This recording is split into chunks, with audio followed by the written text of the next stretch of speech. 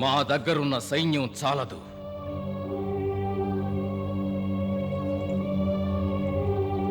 అందుకని మా మహారాజు ఉగ్రసేనుల వారు నన్ను తమ చెంతకు ఒక విన్నపంతో పంపించారు.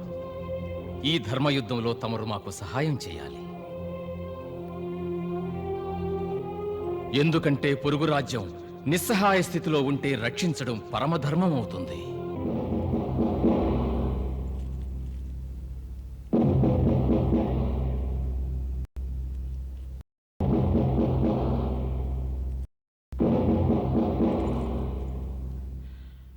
అదేనుగాక మహారాజా, రాజనీతి దృష్టితో చూసినా కూడా జరాసంధుని ఓడించే విషయంలో మాకు సహాయం చేయడం తమకు అత్యంత ఆవశ్యకం.